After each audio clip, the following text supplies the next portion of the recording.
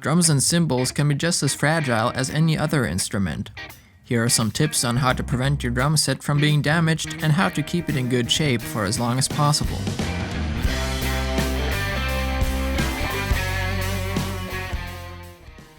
Even though drums are designed to be hit with wooden sticks all the time, small issues can change their sound or cause damage eventually. The first thing to do in order to prevent this from happening is checking the tuning of your drums whenever you sit down to play. If the tension of the drum head is extremely uneven, the rim might be tilted to one side, damaging the drum's head and the bearing edge. Also, having lots of tension on some tension rods, while others are loose, might cause some of the lugs to be damaged. You should also make sure you change your drum heads every once in a while. A worn-out drum head won't produce any tone. Cranking the head up until the tone comes back might cause damage to the tension lugs or rods. Whenever you do that, use the opportunity to check your drum on the inside. Besides cleaning the drum and removing dust, you keep the bearing edge of the drum in good shape. If there are dents or sharp edges, the drum head won't sit on the bearing edge properly anymore. This will affect the sound or even damage the drum head.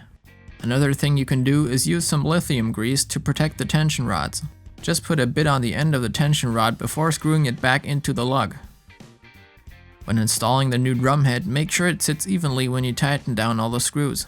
Otherwise, the rim might be deformed if you apply the pressure unequally. The same procedure can be performed with all other drums as well. Now let's check the Rizzo head of the snare.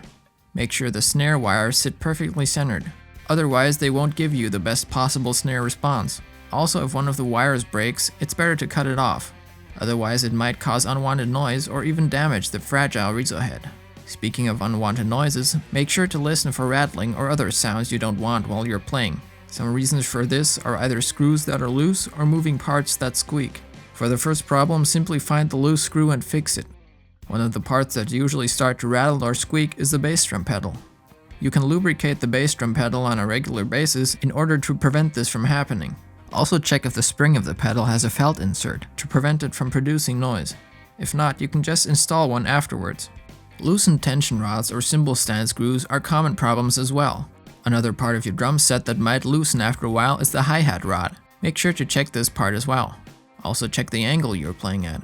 If your toms are tilted too far, you will easily get dents in the drum heads. The same goes for cymbals.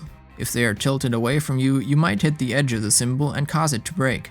Make sure to check your cymbals for cracks from time to time. While some are big enough to see, other small cracks are harder to recognize. Slide your finger along the edge of the cymbal to feel for cracks. The earlier you see them, the better you can prevent them from becoming bigger and influencing your sound. Another good thing about checking your tuning on a regular basis is that a well-tuned drum set is also more fun to play, while you simultaneously gain experience in drum tuning every time you use a drum key. Let's hear the difference between a snare drum being out of tune and being in tune.